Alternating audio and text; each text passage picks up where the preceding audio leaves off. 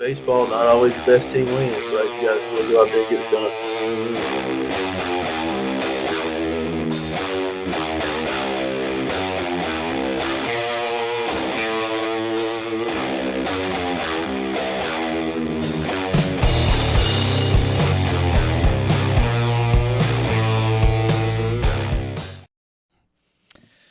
Going with the rock and roll, baby. Welcome to Youth Baseball Midwest, the most comprehensive youth baseball coverage in the Midwest. And we're here in the press box, live. We're here to bring you the most comprehensive coverage of youth and high school baseball across the Midwest, from live broadcast to player stories and everything in between, folks. We're here to showcase the players, teams, and moments shaping the future of the game.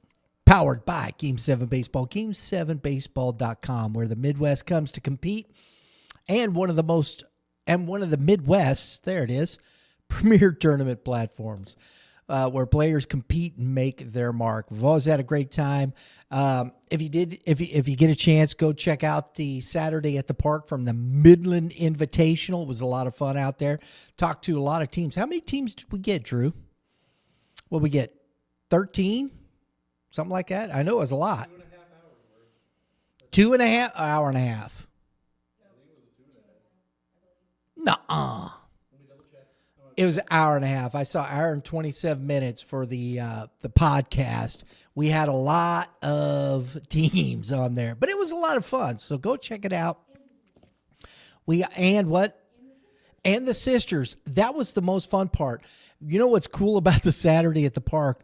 The young ladies, it's so much fun because their brothers are there. They're just kind of hanging out, and they come over and they watch. And I'm like, and we started talking to them and saying, hey, you want to be interviewed? They're like, yeah, heck yeah.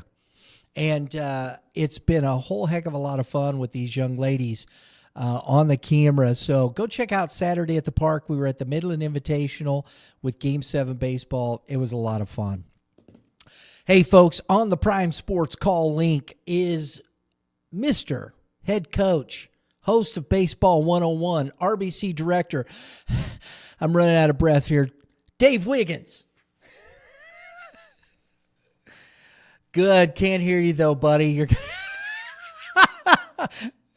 I knew it was going to happen. We have this trouble.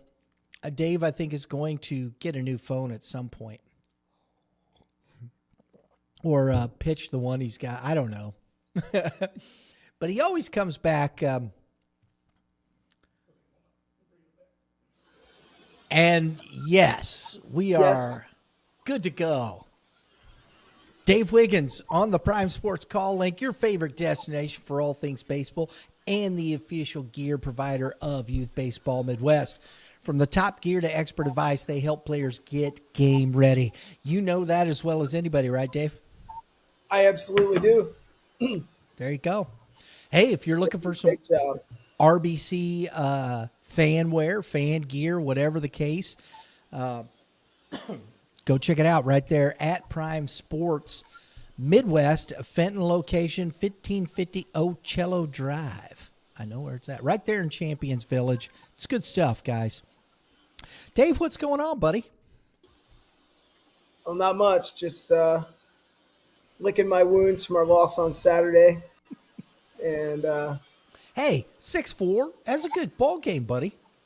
It was respectable. We battled back. We had 0 runs going into the 6th inning. So we scored 4 runs in the 6th and 7th. And I mean, we were our best hitter, MJ Portis, hit a ball really well to center with runners at first and second, only down 2, and their center fielder made a heck of a catch and saved the game.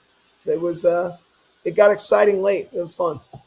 That's all right. That's and you were playing Bayless, correct? We were, yes, sir. Yeah, and I know I would say Bayless probably didn't, from what I saw, didn't play the toughest of schedules, but they put up wins. They put up a pretty good win and looked like a solid team to play, right? Oh, they have 3 seniors at the top that are really good. And Henry Craig, the leadoff hitter, he's going to STLCC. He was fantastic on the mound. I mean, he was perfect through 4 1/3. And they took him out after 59 pitches so they could save him for for Tuesday. He was tough. He was real tough. And Andrew Bolden, their 2-hole hitter, he had a home run and a triple in 2 successive at bats. Yeah, they're and then Schwartzy, their 3-hole, hit a home run as well. So you got to be careful. Those 3, I don't care what level of what class you are, what level of competition, those 3 can hurt you. And and they did. They hurt us. Do you think they got something for Westminster there? Oh, I think Henry Craig is not going to be an easy arm for Westminster to handle. Obviously, Westminster's seen pitchers like Craig before. I don't quite know if Bayless has seen pitchers like Grady Arnold before. If they have, it's been few and far between. But I think early on it'll be pretty tight. And if Westminster can put some balls in play early off Henry, and I mean, we're talking probably a mid to upper 80s offering with a really good slider. They're on dirt and grass. Bayless plays on turf. Most of their, all their home games are on turf. Their defense is a little bit suspect.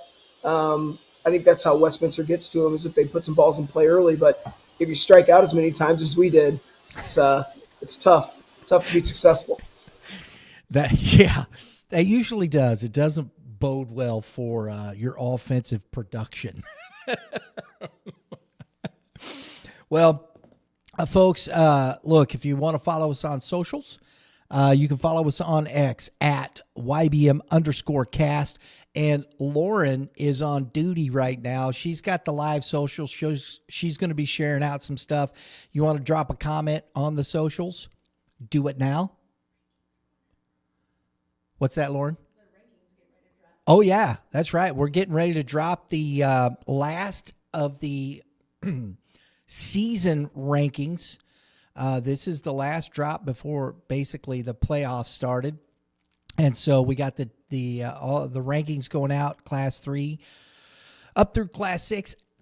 There's not a lot of changes, and that's up on X and IG. You can follow us at Youth Baseball Midwest on IG, Facebook, and TikTok. Not a lot of changes. There was a few, and we'll get there here in a few minutes with these. But I mean, I think everybody's pretty much where they're at this point. Don't you agree, Dave? I agree. Sorry, my robot vacuum is really loud, and it's driving me insane. Someone move. Almost spewed my coffee there, Brew.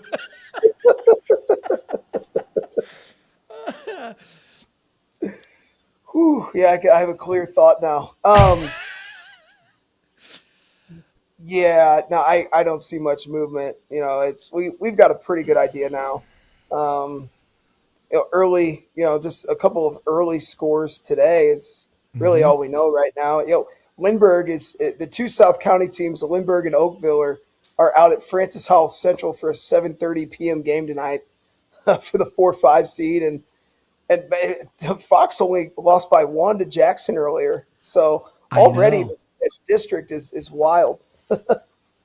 It's going to be. And it was funny. I'm checking up on and down in the Southwest. I pull up Game Changer, and it's 2-0 Parkview in the top of the first over Webb City. And I'm like, they got a couple runs. It is now 20-2 in the top of the second. So it was a short-lived. They got a couple runs. Got to give them that, man. Hey, I mean, what was it last year? Staley was down big, and Park Hill. I mean, they roared back in the last inning, and and obviously they finished second in state. So, yeah, you never know what can happen, man. Here's another score. I like this one.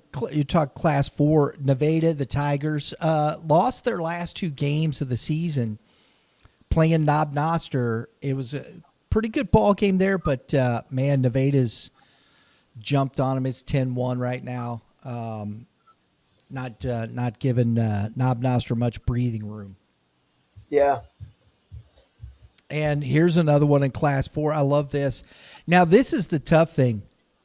You've got Clever, the Varsity Blue Jays, Hollister, Varsity Tigers, both really good seasons. We've got Hollister in our top 20. Clever was just outside. But the problem is when these guys get done here, they got to go play Logan Rogersville. That's tough. And anything can happen. I mean, Logan Rogersville can be beat. But, I mean, it's just, I think that'll be that'd be the upset of the year, in my opinion. Absolutely. No doubt about it. Hillsboro is up 3-0 right now on Poplar Bluff.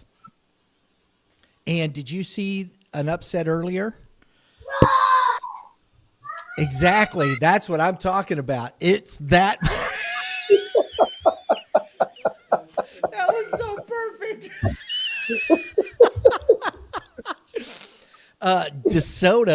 DeSoto beat Farmington 2-1. Are you? Whoa. So Yes, did they throw Coleman? They threw Coleman, I assume? I did not look at the box score, so let me check that real quick. But I was like, oh, that was one of the first upsets I saw there. And I was like, oh, my gosh, that's crazy. Hang on just a second. I went too far. Went way too far. I got too much. I got to clear out all the old stuff here. Out of this bad boy. There we go. Hang on. I'll pull this up real quick. And let's get to... Oh, does it have it? It doesn't have it on there. Oh, dang it. Well, that's a bummer. Let me see if I can find this real quick, Dave. Well, now I'm really confident with my Festus pick. Right? I know. I saw that and I was like, boy, that was something else. Dang, I hate that. The way this does sometimes, man, it Do you have changes. Game Changer open? Yep. And then you got to put in varsity to find anybody, and it's like varsity. And I didn't have the Dragons. I don't know if they're on. We're gonna find out. Farmington is for sure. I had Farmington, but it wasn't showing it. They didn't do it on the Game Changer. I just saw it. Okay. I just saw it on Misha. I think all signs point to Blake Coleman throwing that game. I'd be surprised if they threw anybody else in a must win against the high seed. So, and there's no doubt in my mind that Blake could hold any offense down, let alone the Farmington Golden Knights. So yeah, that's good for him. That's awesome. I'm sorry. The score was 3-1. 3-1 was the final. DeSoto over Dragons. Farmington. Cape Central took down Sykeston. They're got to face Festus, and Hillsboro's up 3-0. So you got a 7 seed, and the 6 seed is up on Poplar Bluff. And I think we talked about this, Dave, in the show, that this bracket down here, it could go that way. And and here it is already. DeSoto taking Farmington down the 2 seed. Hillsboro up early on Poplar Bluff, 3-0. And you have a 6-7 matchup in the other semifinal. That'd be legit. Right? I think it's fascinating. I love this time of year because it's just fun to watch what's going on and just the different things happening that way. So, but I want to, before we get into all the high school stuff, we had a great time out at the Midland Invitational this weekend. Drew, I believe you have the championship ticker running down there, presented by Legacy Baseball Academy. Look, if you're looking for an opportunity for your child to play some baseball, go check out LPA, Legacy Performance Academy. The Clutch is their youth squad. Josh Cranwetter, the director. Give them a call, see if it's a right fit for you, and appreciate you taking the time to do that. So, but we had a good time. We were out there on Saturday. We were with the 9s. No, the 10s, 11. No, it was 9, 10, 11s. 9 and 10, 11s. And I love talking to these 10 and 11-year-olds. And, dude, there's a team out there right now, quality AA 10U team. The SEMO Savages. Gotta love it. And best unis of the day. Drew, I should have had you do that, buddy. Yeah, he'll grab a pick. Best unis, of course, they're orange. Of course they are. Yeah. All right. Killer unis. And they have a first baseman. Oh, geez. And I was going to look at this earlier because I wanted to talk about this team. And, oh, man, I did not get to his name, but I'm going to because that's the way I roll around here because it's easier enough to do. Because we go to Game 7 baseball, and that's what you roll to, and you go over here, and you can get to the rosters with these young guys. And SEMO, and you go here, and you go there, and this is exactly the way it goes. SEMO Savages, there it is, roster.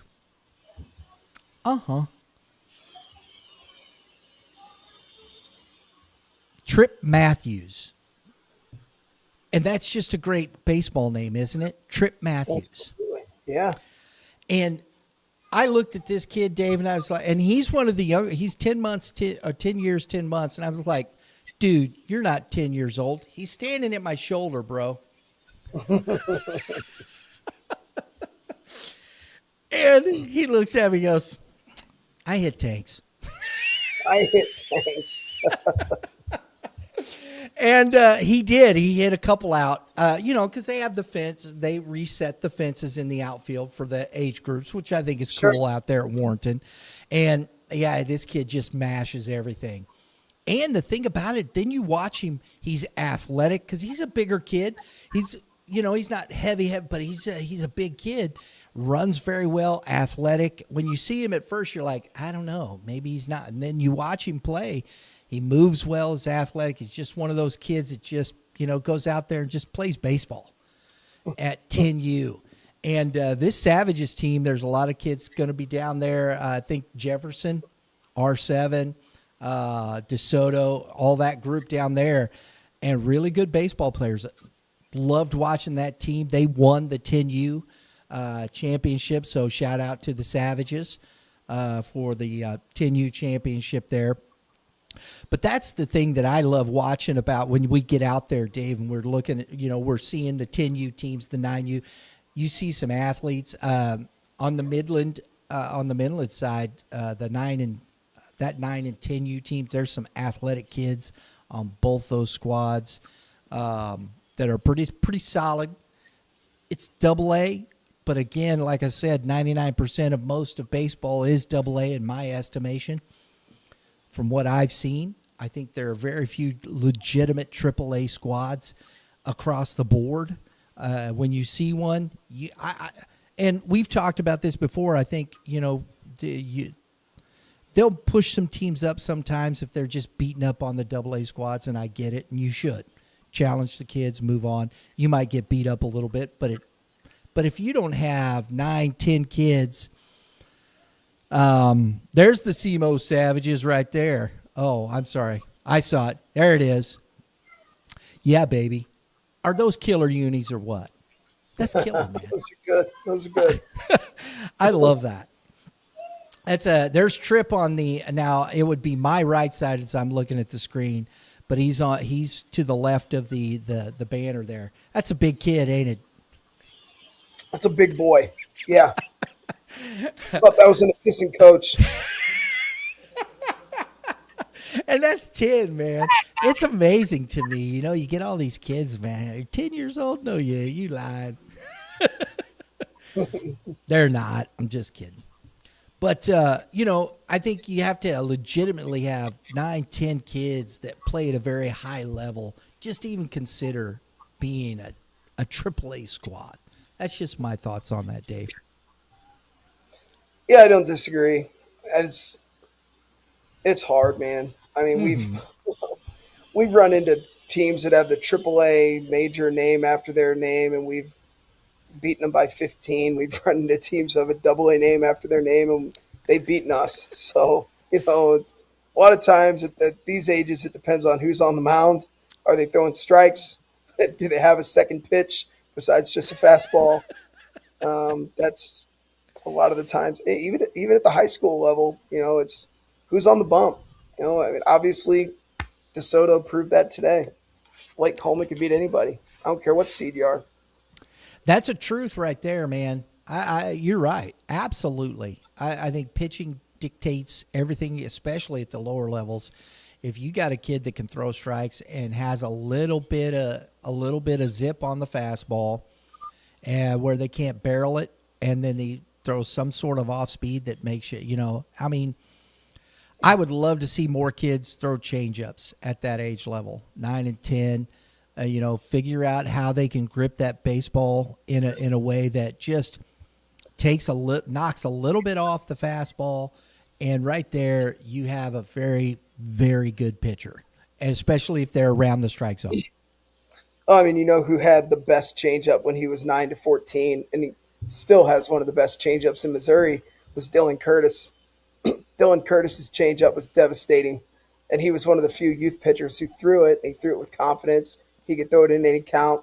He wasn't relying on the curveball or the slider like a lot of these other kids. And, there's more and more left-handed hitters in these better lineups too. And a right-on-left changeup is devastating. And Dill's calling card for a long time was his changeup. He wasn't a power arm. He threw hard, but he wasn't a power arm like he is now. He was always just a fantastic pitcher with a pitch mix. But that changeup was great. It was fun. It's fun to call his games. That's why I wish we would see more of that. Give me that as much as you can, especially at the high school level. I understand the velocity will play upwards. Great. But how many kids are, and I think this, and I've had this conversation. I'm going to say it again. It's a position that I carry. I understand. I'm looking for some kind of depth. If you got a power arm, fantastic. And, Kevin said this on our when we were talking about Class 6, and I can't disagree. If you don't have at least one power arm, it's going to be hard to win at Class 6, and that's a legitimate thought process, man. And that's why I like Eureka so much. They got 3 of them. I don't know if you'd call them power arms, but they are legitimate pitchers with upper 80s stuff. And my goodness, they got 5 righties with upper 80s stuff. Like it's ridiculous. I mean, obviously you have the 3 seniors, right? But you have juniors. You have 4. Jack Baker's an upper 80s guy. He's the 4th senior, and then Nathan Roots is the junior. He can run it up to the upper 80s. Tyler Sweeney can get on the mound. He could chuck in mid-80s. Carson Ludhauser could chuck in mid-upper 80s if he wanted to. I mean, that whole team. I mean, Cole Rogers was one of the better pitchers in his age group when he was 14 and 15, and he's their starting second baseman now. So Levi Feister can get on the mound and throw mid-80s. So that is you're talking about right-handed arms for days, and we haven't even tapped into their lefties yet. So. Because if you can get Dane Grice or Grease, however you pronounce it, I think it's if you get him in that mode, and I know Coach has been working him back in, dude, from the left side, he's upper 80s. Good luck. That's what I'm saying. I mean, Gustafson's been 83, 85, topping 86, and he's just a bulldog. He's not going to let you beat him, especially in an important game.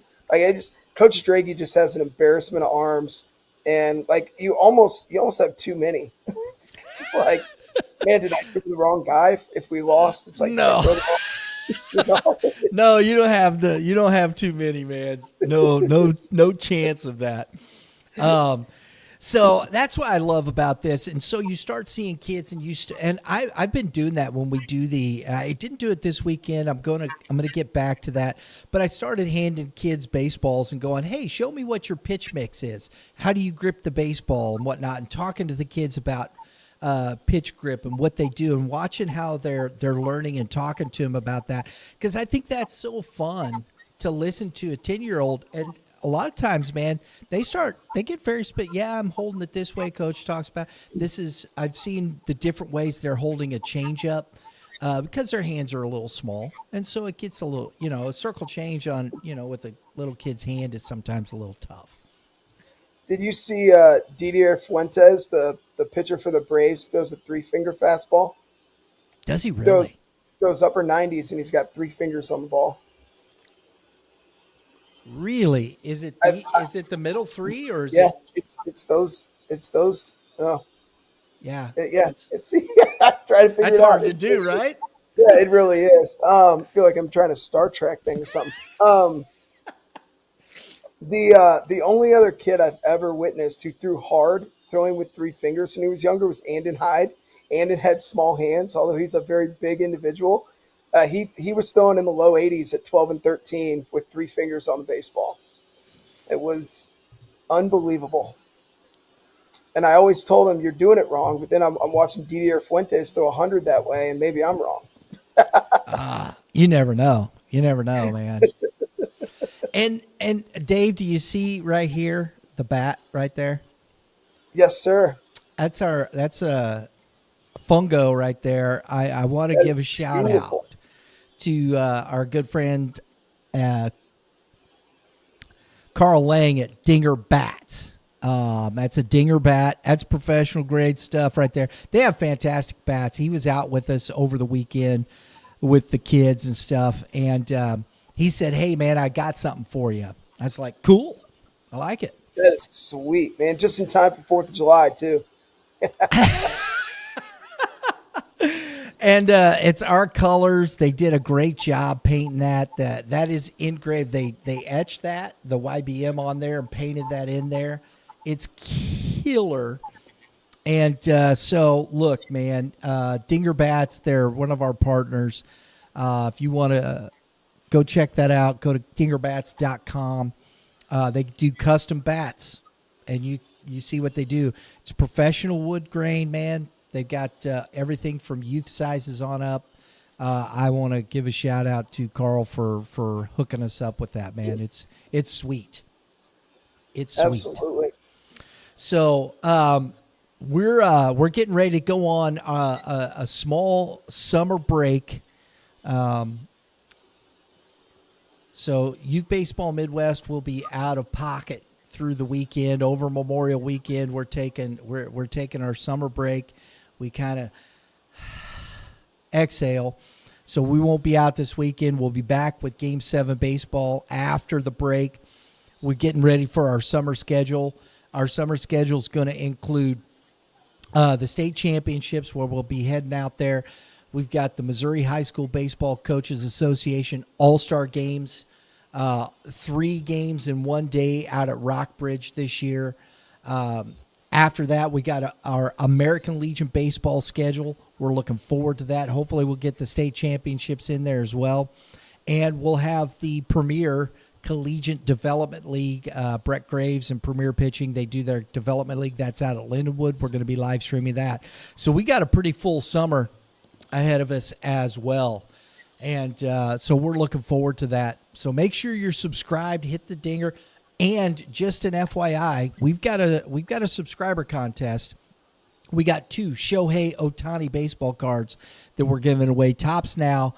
We've got his first career postseason win in 25 and his first career postseason dinger in 24. Shohei Ohtani, these are tops now. They grade out very well. Make sure you subscribe, get in, and we're going to be giving those away at the end of May. We're trying to get to 5,000 subscribers, folks, so help us out. If you like the content, we got some more stuff coming up. Join the membership. You can join the club right there. We got some cool stuff coming up. I got Dave. We got an interesting interview we're working to put together here with some of these young athletes. I'll have Dave be hosting this, so stay tuned. We're putting this together. It'll be a lot of fun. We got probably 5 of the best players in the area that we're working on to get on the channel. So stay tuned for that. We got plenty of stuff coming up, folks. And so before we get into that, we want to go back through our game of the week. Dave, CBC was at Jackson last week. Jackson's a great venue. Love it. We got some highlights from the game. as everybody's heading into the playoffs. And so we're going to start with CBC. Corday Gage, he's fun. That you talk about an unbelievable athlete. Oh my gosh, because I think his main sport's football, from what I understand. But man, this kid, athletic. So Drew, go ahead and roll that first one. Drew. Hitting it much better. And there's the curveball, and that's into center field, deep enough. Both runners are going to advance. And there you go. Nice job by Gage. That's good baseball right there. Manufacturing a run, sac fly, and the Cadets are up.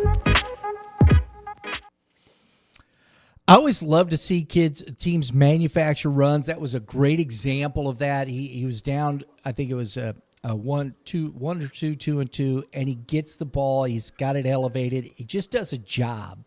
You love to see that from a guy like that, right?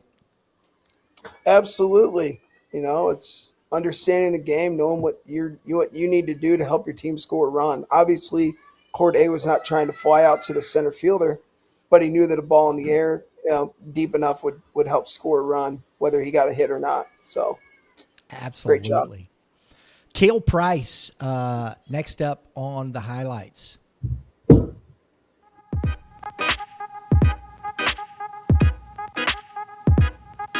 21 out there running, and that's a ground ball, slowly hit. Oh, Brueggemann falls down, not going to be able to make a throw, and the run scores.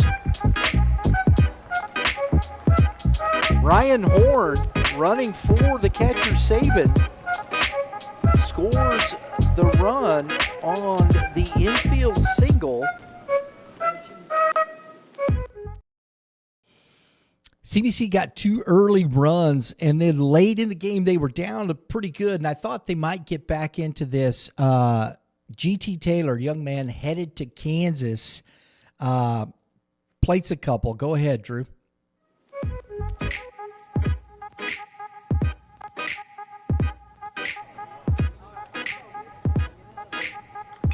Ground ball, and it's going to get through. And coach is sending Mueller, and the throw is offline. And Mueller slides in safe, and that is 2 more runs here in the 5th inning. It is now 8-5 as an RBI single for G.T. Taylor.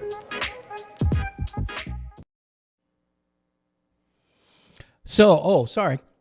That's as close as CBC got right there in that ball game as the offense for this Jackson team. And we talked about this in the district previews. If you want to go watch district previews, go check them out tonight, folks. Had a great time with Dave and Kevin flapping gums about baseball. This Jackson squad, what we saw, Dave, they can swing it. Oh, my goodness. Oh, yeah. I mean, that's like we were saying, the 5-4 loss, or 5-4 win over Fox was surprising to me. I mean, I think in our last show, I picked Jackson to win state. Yeah, they're physical. They can really, really swing it. Dawson F-Tank he's got a very potent left-handed stick. He's an exciting player to watch. I think as a sophomore last year, he had 6 or 7 home runs. I know he's got quite a few this year as well. But yeah, it's a dangerous lineup with a deep pitching staff anchored by Drew Parsons. That's a tough team right there. You ain't kidding. So we got a few highlights from the offensive display from the Indians, and Grant Brown leads us off. Go ahead, Drew.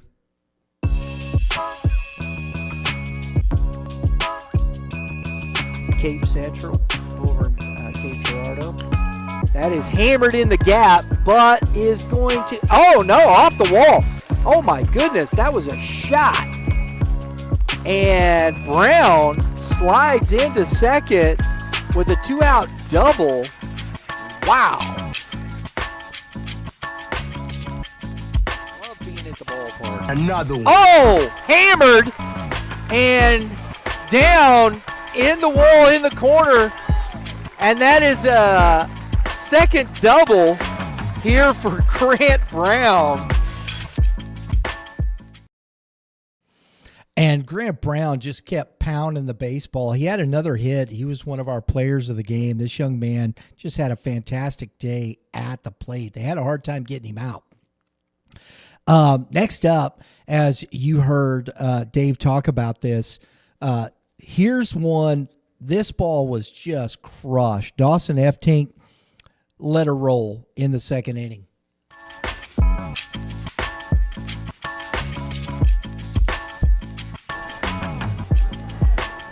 F-Tink drives it into dead center field. Taylor back and off the wall as F-Tink is going to empty the bases on his way to third, and he's going to be in. A 3 RBI triple for Dawson F-Tink as he crushes the baseball off the wall.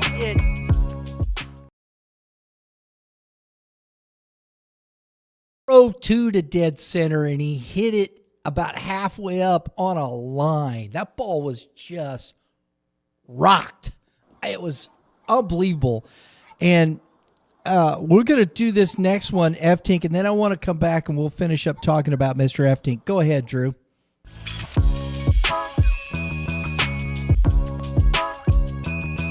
state of Missouri. F-Tink Dawson, another one in the corner on his way to second. This guy is just a extra base machine. Good golly.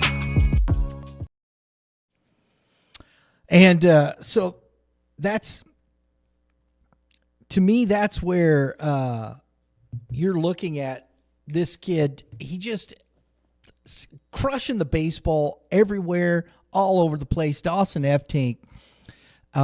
This is why I think Jackson, coming back out of there is going to be a very difficult team to beat. And then not to mention, you got last one here, last opportunity. Mac Carter finishes off our highlights for Jackson. Go ahead, Drew.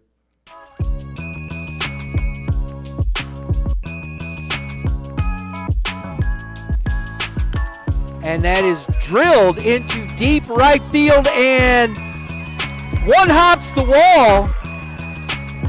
Gage to it, and that is a 2 RBI double for Matt Carter, and the hit parade keeps coming.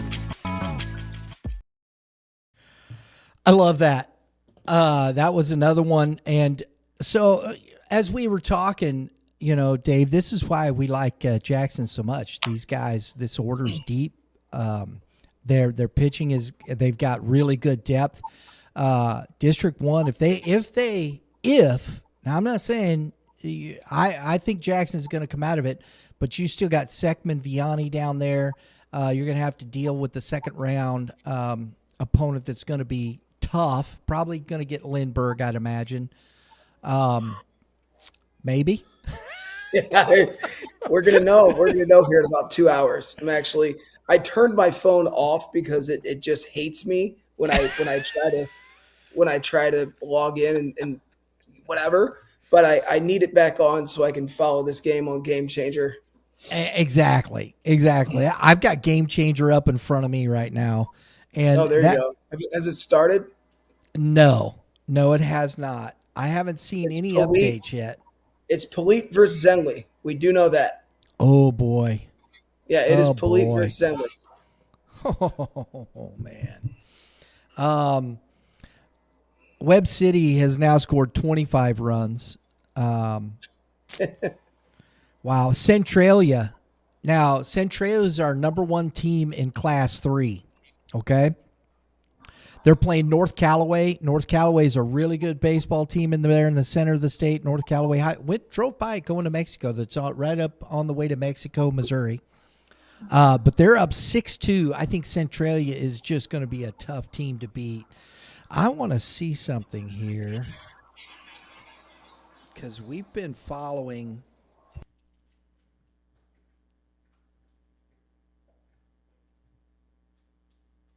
Man, I know I got it. So Lindbergh's got Oakville, right? Yes, sir. Yep, Oakville. Yeah. Let's see here. Man, I know I've got these guys on my stuff. I don't understand. Well. Oh, we got a battle in Class 2. Who you got? Veritas has tied it up with Meadow Heights. And Brentwood almost beat Veritas over the weekend. Veritas had to win an extra innings. Is that crazy or what? That is nuts. But see, along with Lindbergh and Oakville, we also have Kirkwood and Vianney tonight as well, playing at Maryville. It's good stuff all the way around here. No, the game of Oakville has not started yet. For neither has the Vianney Kirkwood one. Everything's going to start late because all the rain, even if it's on turf, it still had to get a little bit drier. Everything had to drain a little bit. I mean, folks, I'm in St. Charles and it just poured all day. I mean, just poured. Yeah. So having lights is nice. Yes. So if they got lights, I think that's what it probably happened at Howell Central. They got lights, so they'll probably get some of those games in. I think that's going to be interesting there. So that's the thing. You have teams that have turf. Lindbergh, Vianney, and Kirkwood, all three have turf, but none of them have lights. So exactly, and that's what's tough. So we'll see what happens. Vianney has lights. They just can't turn them on. They can't turn them on. So they don't have lights, man. Whether they're there or not, the neighbors just say, no, you can't turn them on. Right. So I don't know. We're gonna finish up with a few highlights, and we'll finish up the show here because we did our YBM showcase. Vianney. We're gonna start with Brady Dorman, the freshman, right off the get, come in and struck out the side. So, Drew?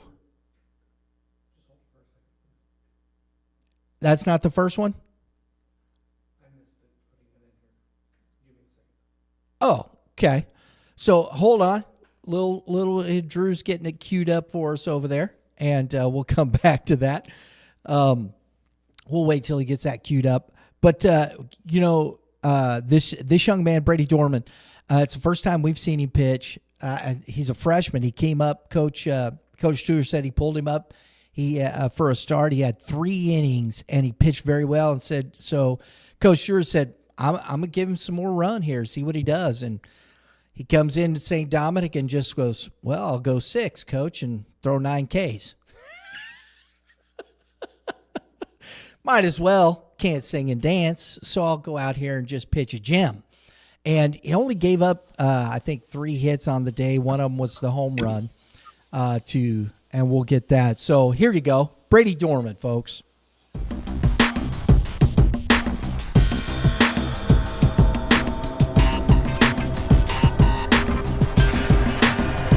And that is a strikeout swinging. Fastball, strike 3.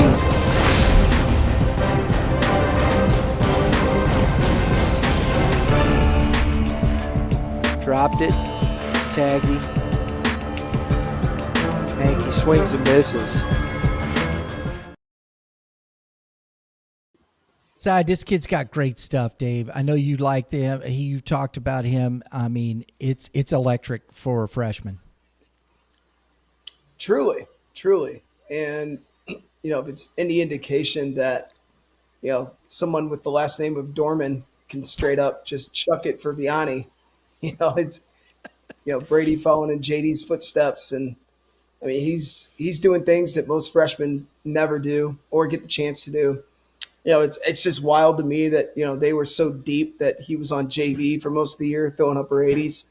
Like, that would just not be a fun day if I roll my JV team out to Vianney and Brady Dorman's on the bump. And like, oh, we get a freshman today. And it's like, well, he's going to touch 88, 89, and he's got to wipe out slider. And it's okay.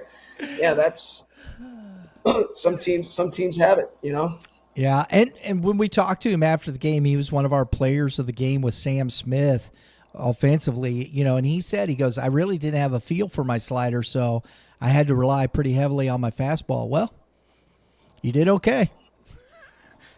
If they can't hit your fastball, yeah, go ahead and rely on it. Absolutely. Swing and miss. And so Sam Smith had a heck of a day at the plate, top of the order, showing the speed. I like this kid a lot up there. Go ahead, Drew.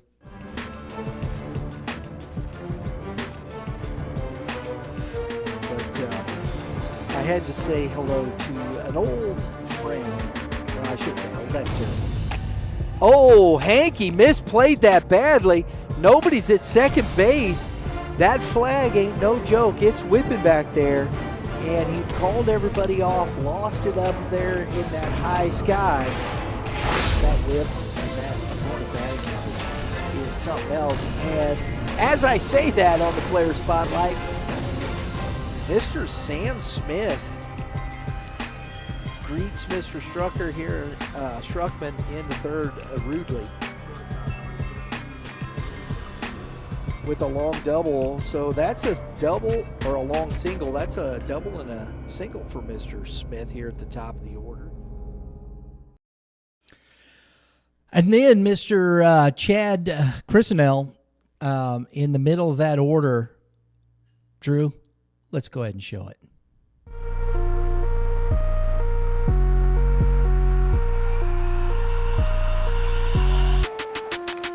And that's another drive deep into left field and gone.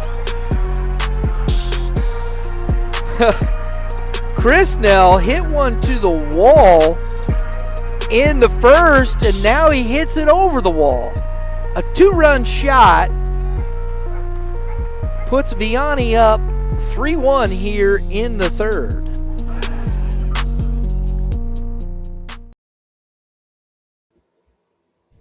I messed up that call. It was 3-0 because they didn't score a run till the fifth. I just noticed that. Way to go, French. It's terrible. And but I'll tell you what, Cooper Montgomery got his swing in here, and this one was a lot of fun. Go ahead, Drew. Roll that.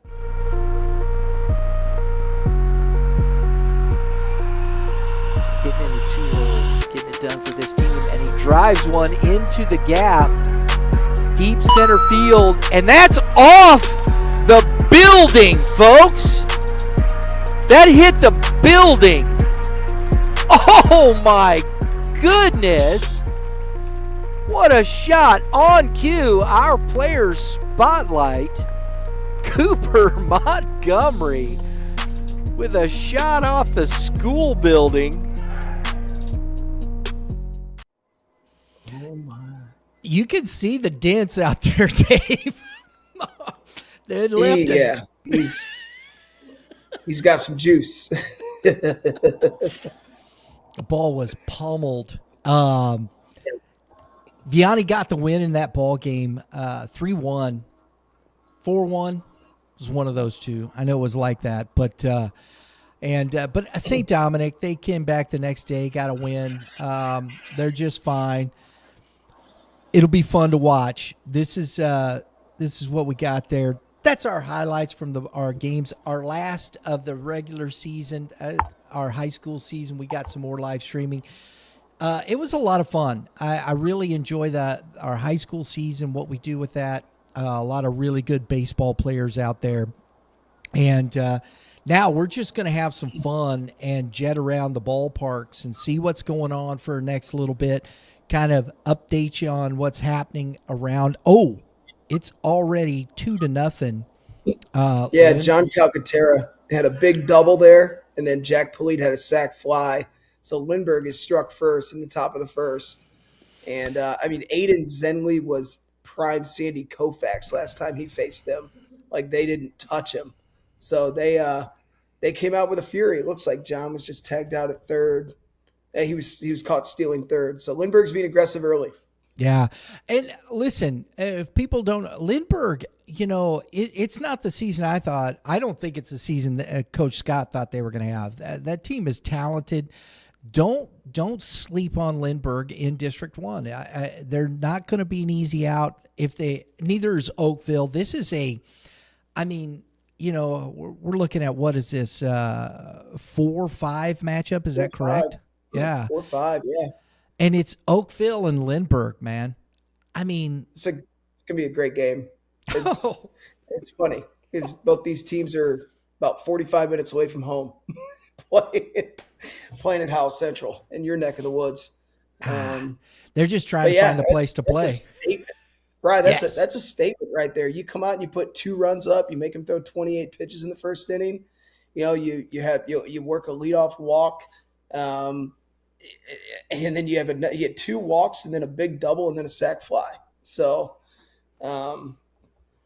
kudos to the Flyers for coming out hot. Manufacturing runs, Dave. That's what we were talking about earlier. John Calcaterra is swinging it as good as anybody right now too. Absolutely. Which definitely helps. Hollister, man, they're number 13 in our Class 4 top 20 rankings. They're up 14-0 on Clever. And listen, Clever is that's a good baseball team. I think they've got close to 18 wins or something of that nature.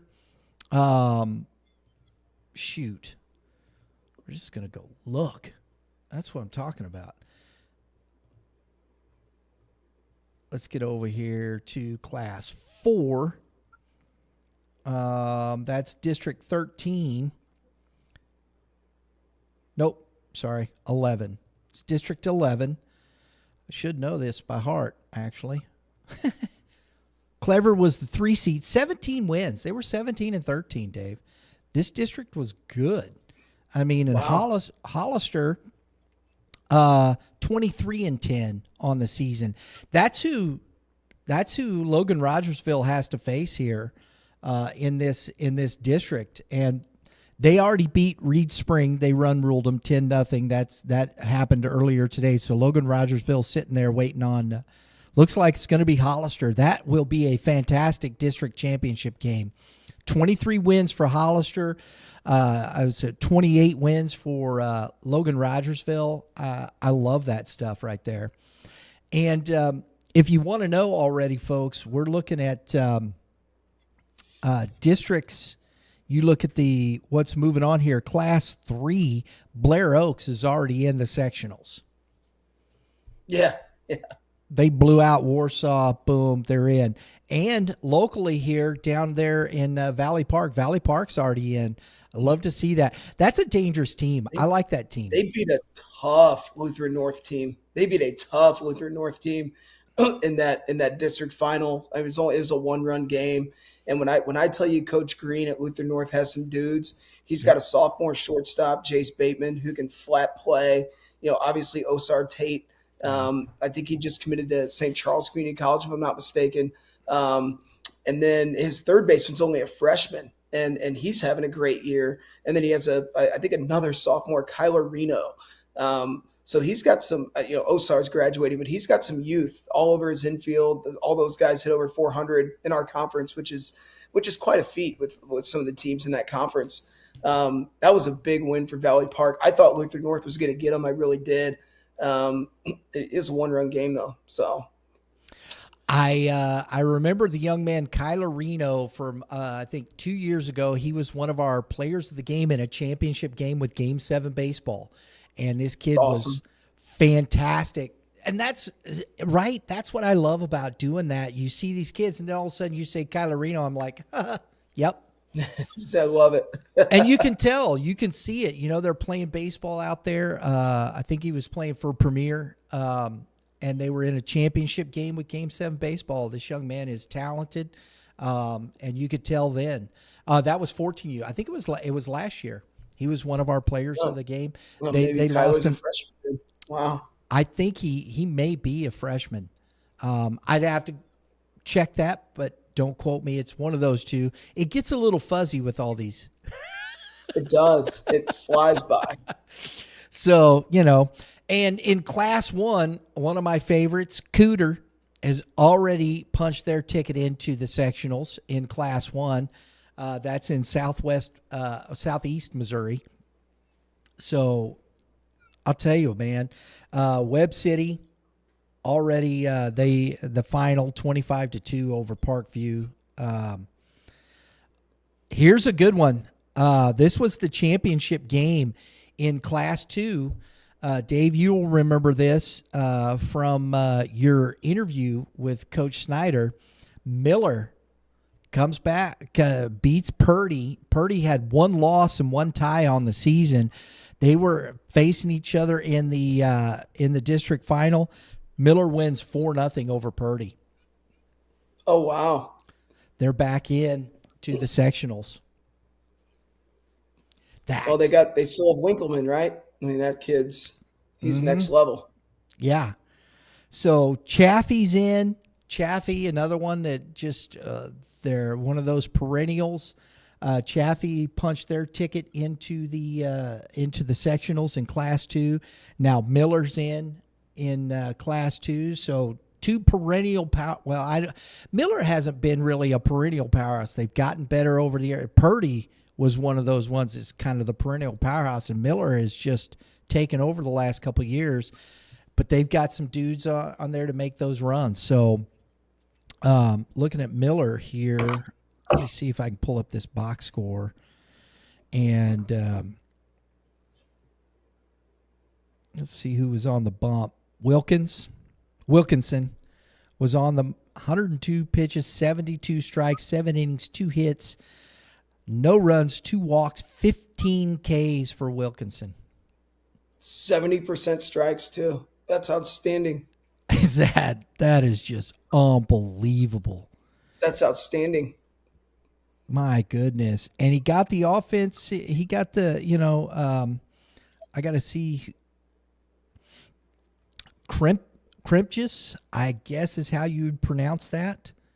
Yeah, I guess it's as good as mine.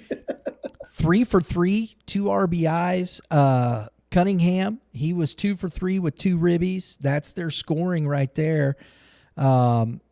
Snake, those 3 guys each had a double as well. So they got the offense in the middle of the order that they needed, and Wilkinson just carved up Purdy, man. Miller's going to be tough again. Miller is going to be tough. So that's a little bit I was hoping, we might have a little bit more tonight, but the rain has slowed everything down just a teeny bit. It's unfortunate. We do know that Meadow Heights has pulled ahead 7-5 in the top of the 7th against Veritas. Ooh. Oh my. Mercy. It is 7-5 heading to the bottom of the 7th right now. Man. And Lindbergh got Oakville 1-2-3 in the bottom of the 1st.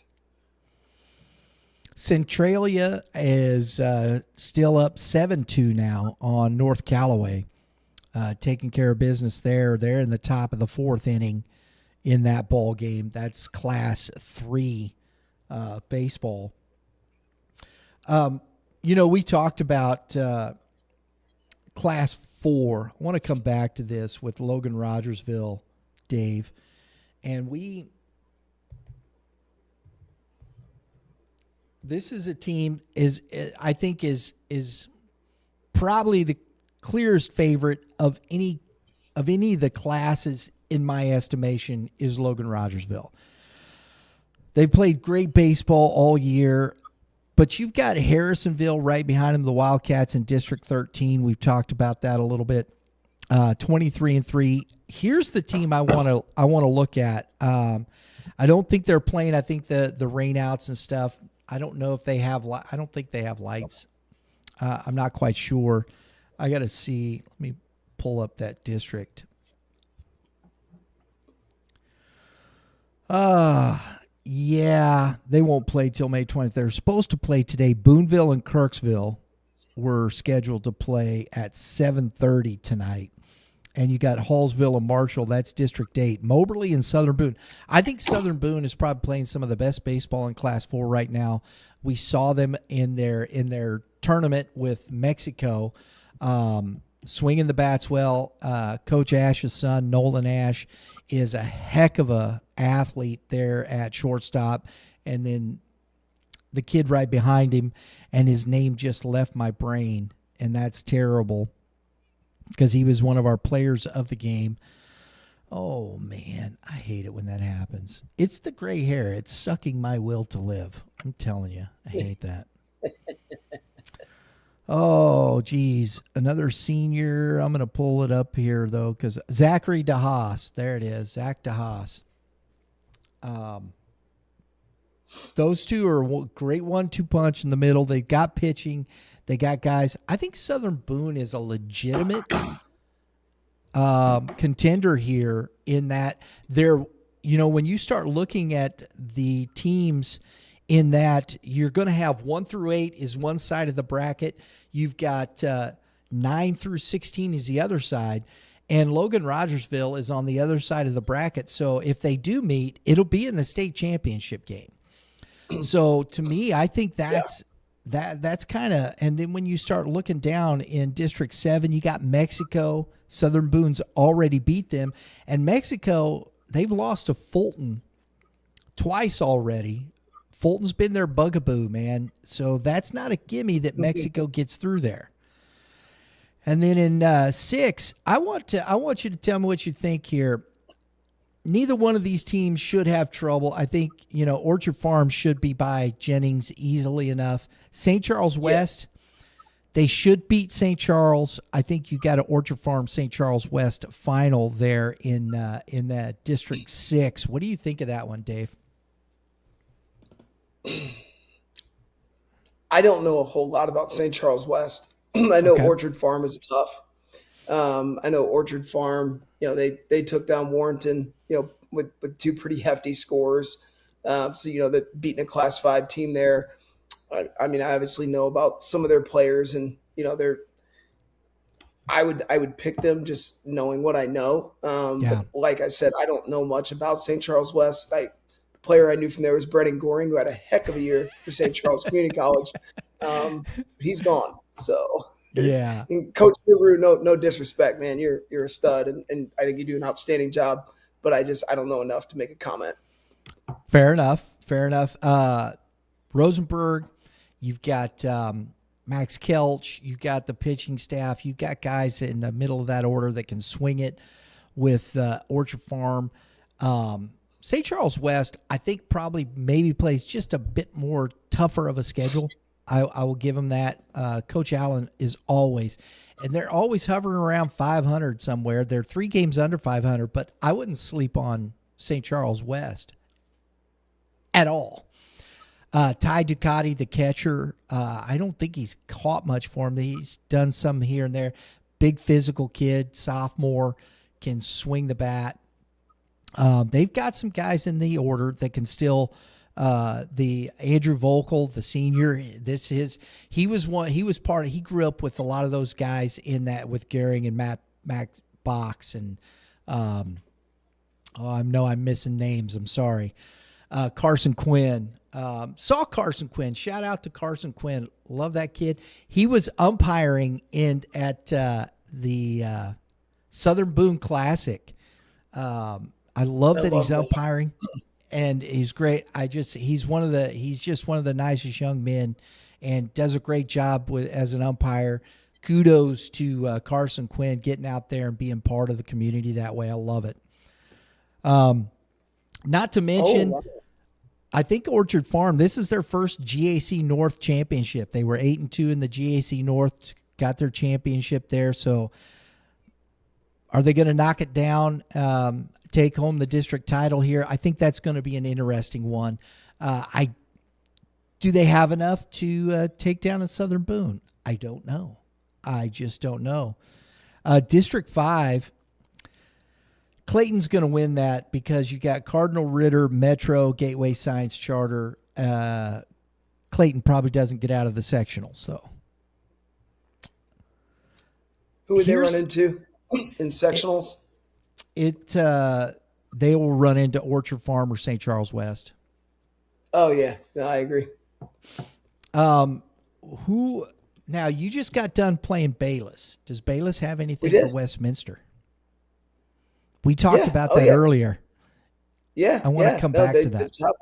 The top three, 1, 2, 3 in the order: Henry Craig, Mr. Bolden. Can't remember his first name. I think it's Andrew. And then Schwartzy. So you got Craig, Bolden, and Schwartzy, 3 seniors who could hurt any level of pitching or team. Like they're very good. I mean, their numbers are gaudy. The schedule they play is not good, but it doesn't matter. Those 3 are good. And Henry Craig he's tough on the mound. He's got good velocity. He's got a good off-speed pitch. He holds runners well. Schwartzy's got a great arm behind the plate. Those 3 are tough, but it's a 3-man show. It's once you get to 4 or 5 are capable, and then 6, 7, 8, 9, it falls off significantly. And that's kind of what you expect from a school like Bayless, right? And the fact that they have 3 that are that good, it's been enough to carry them. And I mean, when Henry Craig's on the mound and he's throwing strikes, he might be the best pitcher in our district that's available to pitch. Wow. I'm just being real. I mean, he's that good. He's headed STLCC. I mean, he's hitting like 650 on the year. Bolden swings with real intent every single swing. He hit a 3-2 slider over the left field fence in his first at bat, hit a ball off the fence his second at bat. I mean, he just swings it like a man. He's going to play football somewhere in college. But I was talking to their coaches. They're like, "Man, we really wish he would play baseball." I'm like, "Yeah, I would get that kid in a heartbeat. He's a stud." And then Schwartzy hit a bomb from the left side off us. Those 3 are really, really good. And their center fielder, I think he hits 4th or 5th. He made an unreal play on us in center field. What a heck of an athlete! Plays with a lot of energy. So yeah, I mean, this is small school baseball. Westminster is a good team. They're not the Westminster of old. There are holes there. And if Henry's really, really good and Bayless can find a way to play a complete 7 innings, we could see a pretty good ball game. This one is interesting to me. Afton put together a good year. Yes. They're playing Lutheran South, who lost 7 of their last 10 games. Can Afton beat this team? Jack Dalton is not in the lineup. And Jack Dalton, Vince is a great hitter, his older brother, but I mean, Jack has, I think, 7 tanks on the year. He's 6'5", right-handed hitter with power, and he's also up to 90, 91 on the mound. To not have him available due to a minor injury, I assume Vince would pitch this game. Vince has been kind of their workhorse on the mound. He's probably an upper 70s into the low 80s left-handed pitcher with good command, which is definitely enough to beat Afton. I mean, by no means has Afton played, as competitive a schedule as Luso. I mean, Luso's schedule is so-so in my opinion. I mean, keep in mind, I'm a pretty harsh critic when it comes to playing a schedule. But yeah, Afton's got what it takes. I don't know what they have on the mound, and that's the one thing that I wonder. Do you have something on the mound that can hold Luso down? Because Luso can swing it a little bit up and down. It'll be interesting. I mean, obviously Afton didn't really have to play much of a game against Maplewood, winning 15-0 in like an hour and 10 minutes. They threw Caleb Moran. Caleb threw great. I don't know what they have on the mound. I don't either. I really don't. Brendan Akers is a really good catcher. He's a great catcher for them. Caleb's a good player. Josh Brink is a senior who's got juice. I mean, they've got capabilities. And Lutheran South's not playing good baseball right now. They're just not. So it'll be interesting. It really will. Yeah. It would be cool to see Bayless and Afton battle it out in the championship of that district. Right? It'd be something different. I'll tell you that. It would, yeah. And Afton, they had an early season win against Valley Park. They got win against Pattonville. They beat Herculaneum, who is 16-8 on the season. They lost both to Melville. They got a win again. I mean, they beat Fox 14-3. So they evidently can do it now. Mind you, Fox, but they just lost by 1 to. Is probably who's on the mound. Fox is probably not real. They beat Lindbergh last week too, and Lindbergh's 1 was on the mound. So there you go. Obviously, Fox was a sleeping giant that we didn't quite know about. and Afton put a beat down on them there. So they beat Northwest Cedar Hill. Understand Rittner, of course. They lost to Oakville pretty tough.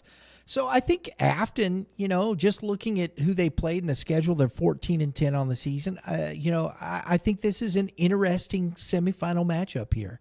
I'm looking forward to seeing it. Both are. Both right? Are interesting. I agree with you. Yeah. I think both will be good games. I don't think they're gimmies for Westminster or for Lutheran South. They're going to have to come out and really play some good baseball to beat both these teams to move on. If Craig can go the full 7 innings against Westman, it'll be tight. Craig's that good. He's that good. District 3 is already there. How about Potosi? The 1 seed. They got the 1 seed. They're 16-6. You don't think about Potosi. They're just kind of down there, out there in the middle of it. And here they are, 16-6. And do you really know much about Potosi? No, but their last, they were in the mineral area conference. They beat North County 7-3. They lost to Valley Catholic pretty good. Beat West County 13-6. They got good wins on their resume as far as small schools. They did beat Sullivan already once, 13-2 this year. I think this is going to be interesting because that is their opponent. Sullivan beat St. Clair 11-2, and that's the championship game there. So Sullivan coming off a tough season. They still got talent. They got guys on this roster, especially hitting-wise, that can swing the bats and chase blue. He's a senior. Let's see, Mitchell Garner, the same. You've got Wyatt Henricks still there. There's still guys in that lineup that are very good. And we'll see. You got a younger brother there. You got another Gower as a sophomore. So it'll be interesting to see what that ends up being. So Landon Doza is their center fielder. He's a dynamic player. He unfortunately was in a pretty bad collision in their game the other day, and may be out for some time. I don't think he'll be able to play in this game. So that's a pretty big loss for them because he's a very dynamic player. That's tough for Sullivan, man. Yeah. I hate to hear that. This is the one that is intriguing. Herculaneum, as I said, Herculaneum hadn't been good, quite some time. And it's because this district is usually either Central, Park Hills, Perryville, or St. Jen. And this year it's North County. The Raiders have been really good. Herculaneum followed both these teams, or followed North County. They're in our top 10 in Class 4. I still think North County gets out of this pretty easily. That's just one man's humble opinion. And then go ahead. Herky's got a player, Tanner Duncan. Mm-hmm. Does that name ring a bell? He just committed to Jeffco. So congratulations to Tanner. Clearly he's a great ball player. And then they've got a sophomore, Eli Strinny, who is a stud. He can play short or second. He can flat swing it. Littler dude, but has lots of little man energy. I love watching Eli play. He's a heck of a player. Class 4, Notre Dame, Cape Girardeau. When I went back, I hadn't really looked at them much. They're the number 1 seed down there in District 1. But the history of this school, oh my gosh, Dave. Folks to know, back from 2009 to 2018, they won 1, 2, 3, 4, 5, 6, 7 out of the 10 years they won their district. And they won 2 state championships in that time frame. I did not know that. Cape Notre Dame. Yeah. Yeah. They were good for a while there. Yeah. They Sorry, had. I'm dude. This Veritas game's nuts. Sorry, bases loaded. Bases loaded. They're down 7-6, 2 strikes, 2 outs for Heath, Chase Heath's little brother, who's a heck of a player. I'm waiting. Yep, 1 ball, 2 strikes now, 2 outs. Oh. Sorry, this game's crazy, man. We're updating. Right. I love it. That's okay, man. That's all right. That's good stuff. We're keeping you up to date here. Dave he's sitting on pins and needles over there. I really am. I love it. I think that's going to be an interesting one. I think Southern Boone, man, has a much, I hate to say it, I think they got a little easier path than Logan Rogersville. I just do, because Logan Rogersville in District 10, you got Springfield Catholic sitting there along with Stratford. I think two good, and I think, what is it? I think it's Jack Smith, the younger brother of Ben Smith. Yeah, yep. He's still sitting there with Springfield Catholic, big time arm there. I don't know much else about Springfield Catholic other than they've put together a pretty good season, and they're not playing Class 5. That's huge, I think. And then Logan Rogersville, just to get out of their own district, is probably going to have to beat Hollister, who's still up 14-2 in that ball game. That is in that's middle of the 5th inning now. So that's going to be tough. In District 12. Full count, Brian. Full count? Full count. Went from 0-2 to a full count. He is battling. Jeez. Seneca in District 12 is a heck of a good team. Not to mention you got Aurora, who plays very good baseball. I think that's going to be a tough one. District 13, Harrisonville, Pleasant Hill. We talked about Nevada, Knob Noster, and it looks like Nevada is going to take down Knob Noster, though. It looks like they already have. That game is final, 11-1 Nevada. They head into the championship game waiting on Harrisonville, Pleasant Hill. I don't know if that plays today. They were scheduled at 3:30. Did we get that? Let me see if I can find that score. Hold on. RBI single, tied 7-7. Oh. Game changer. It looks like he hit it right to the shortstop, but my assumption is it got through because an infield single, that would have been nuts. Varsity Wildcats. Boom. Let's see what we got. Oh, man, this thing, I hate that.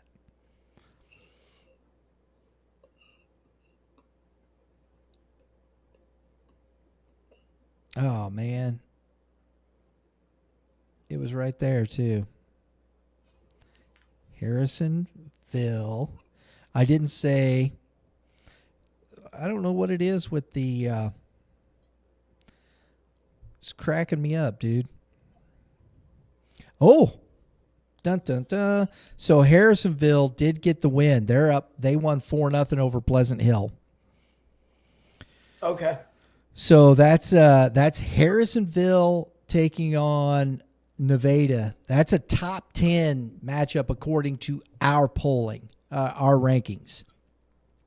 Harrisonville, number 2 team in the state, according to Youth Baseball Midwest. And Nevada, we had them at number, wait a minute, I'll tell you right now. Number 5, Harrisonville 3. That's what you get in this district final. Number 2 versus number 5 in that one district. That's intense. That's bonkers, dude. And that's what I'm saying. This is why I think whatever team's coming out, I think Harrisonville, but I wouldn't sleep on Nevada at all. They played very well down the stretch. Harrisonville's just played well all year. Missouri River Valley Conference, the Big 8 Conference for Nevada, kind of Southwest. It's going to be fun. That one's going to be intense. I look forward to that one. District 14, Pembroke. That one I don't know. I just I'll plug my computer in a sec. Yep. Excelsior Springs, folks, is going to play Oak Grove in District 14 or 15 there. Oak Grove beat Odessa 11-6, so that championship game is set in District 15. And we still haven't seen Benton. That's tomorrow. They're both playing tomorrow. So that's a little bit for District 4 or Class 4. And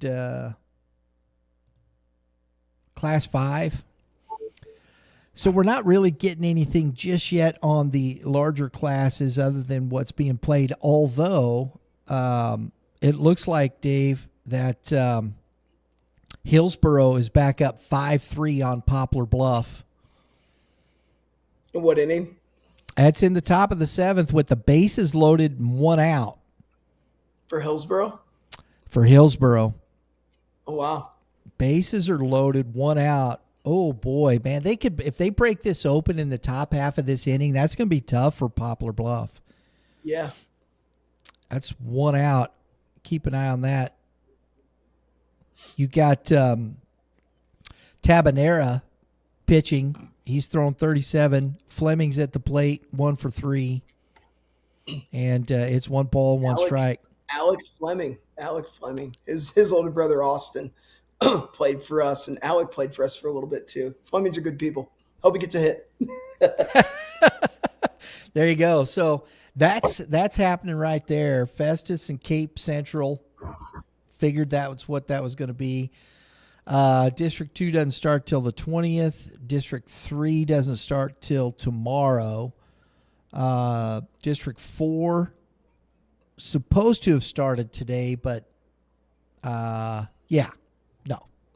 didn't happen. District 5, I was surprised maybe they weren't playing. They just pushed it off because St. Dominic is hosting that. So I'm surprised they didn't try and get at least maybe a couple games in tonight. They got lights over there at St. Dominic. I mean, the Webster district that you just mentioned, they weren't starting till Wednesday no matter what. So maybe the St. Dom district decided to start late as well. They got time, yeah. So we'll see what gives tomorrow. This is the one that still, they don't start till the 20th. They're not starting till Thursday in District 5. So that's what you got there. Yeah.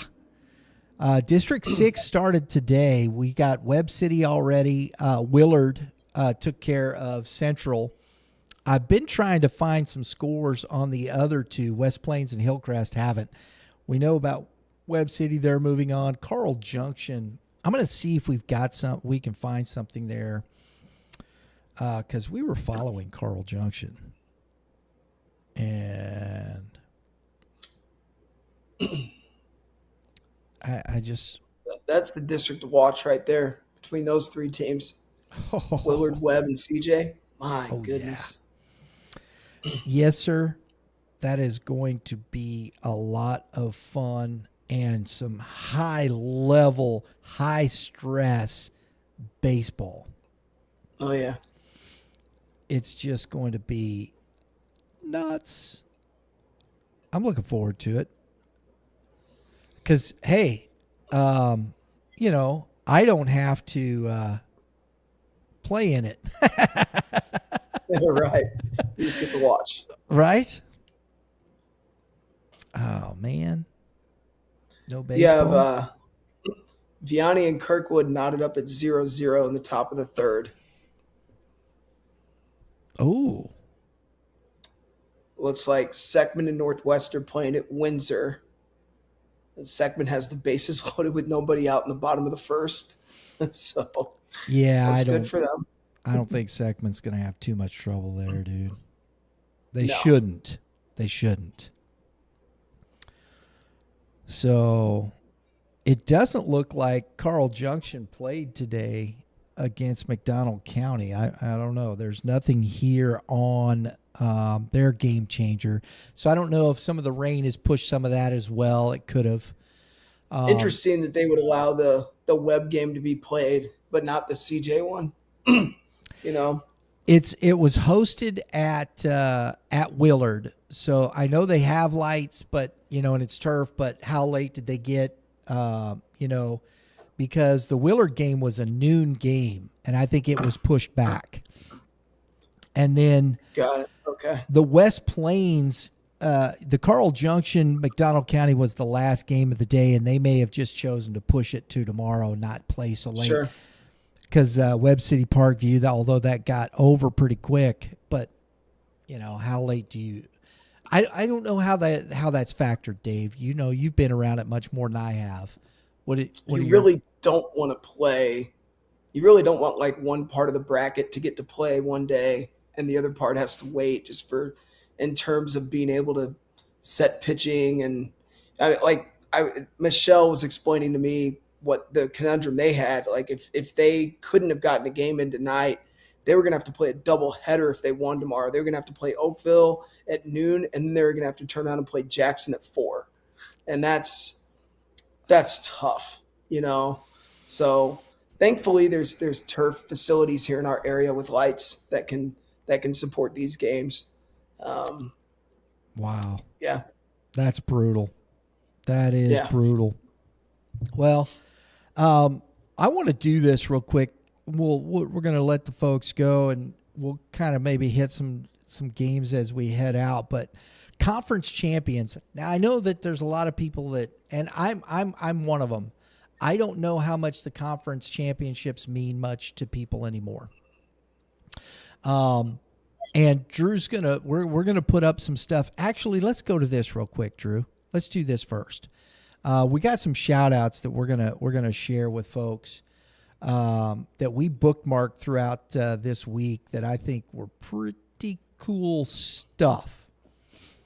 And number one is a young man who is near and dear to you, Mr. Wiggins. Congratulations to senior Chase Rader, 100th career varsity hit.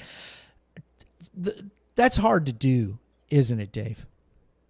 And in 3 years, mind you, right? He played JV his freshman year, so right. That's 33 plus hits a year.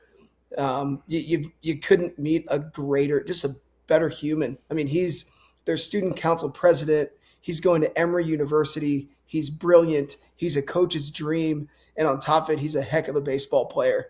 And he's really come into his own these last 2 years. I mean, just so talented, has so many gifts physically, but plays the game from a really steady mental place.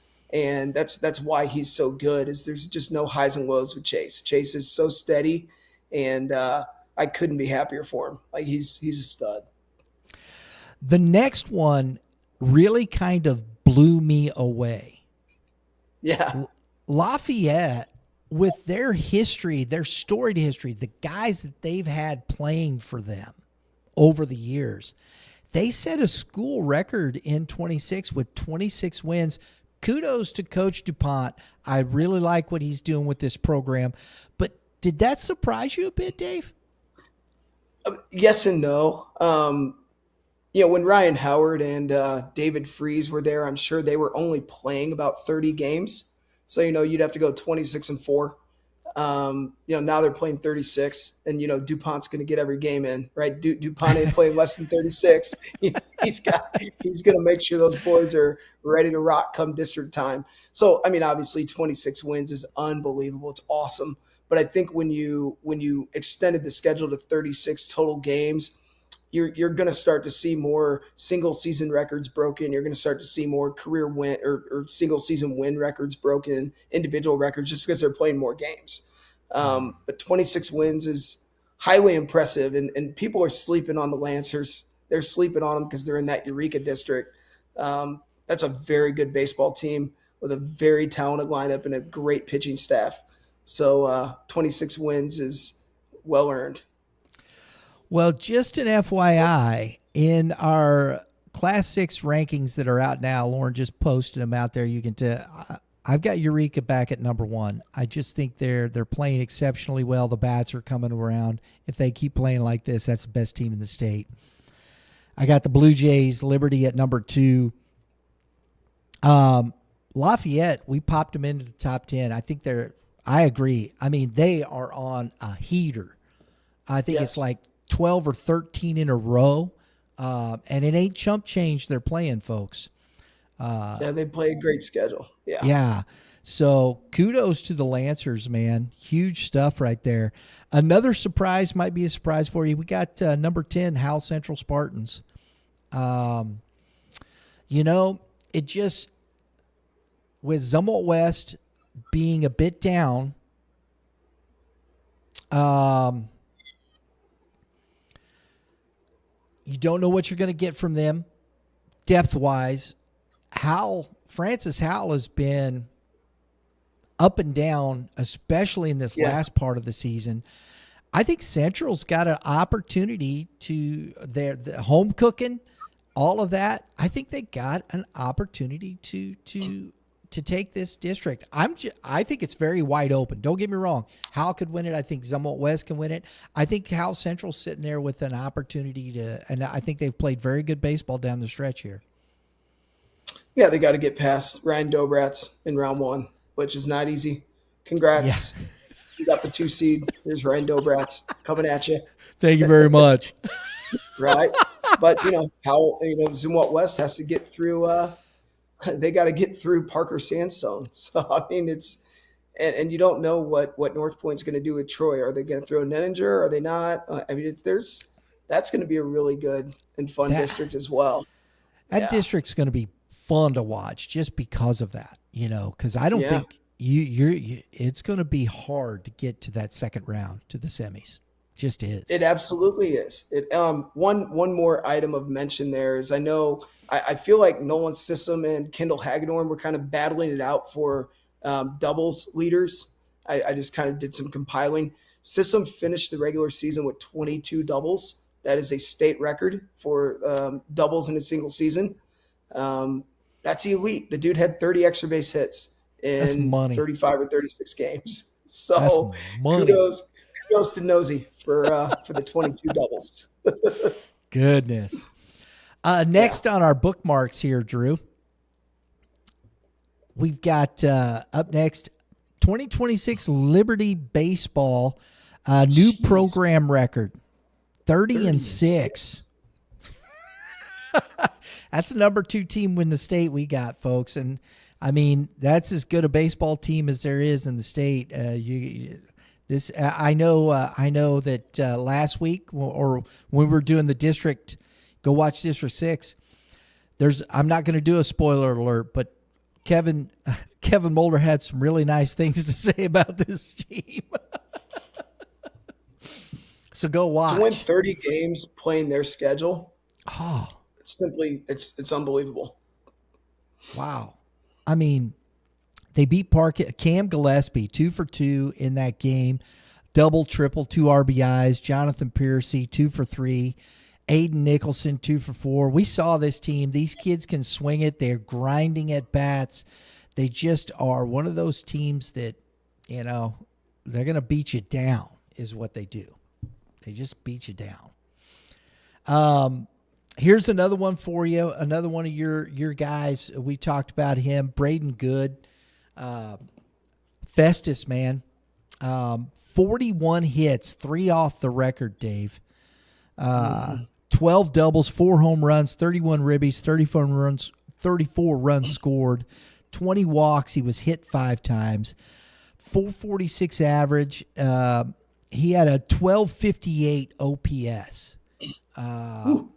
Yeah, that's getting it done. Excited for districts to start. Looking forward to seeing Braden Good.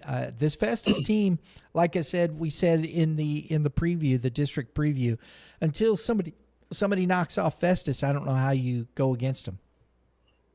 Yeah, with Braden and Jackson Smith driving that offense, I think they're both hitting in the mid 4s, right? And Braden, he started as a freshman for them. And, he was a singles hitter, hit balls the other way, like just a good baseball player. And he's gotten a lot more physical. He's dedicated himself to the weight room. He's elevating balls to all fields now. He's hitting extra base hits. He's played a fantastic shortstop defensively. It's they're going to be tough. They're going to be real tough. And whoever comes out of the Chaminade district, they're going to have to beat them in the best 2 out of 3. Good luck. Yeah, good luck is right. Shout out here, last one here on X. Liberty North, the Eagles 2026, they're the KC Gold champions. You've got Staley, you've got Lee Summit in there. Oh my gosh, this is just a tough one, man. Liberty North, Blue Springs South, also in this conference, the Gold Conference of KC Suburban.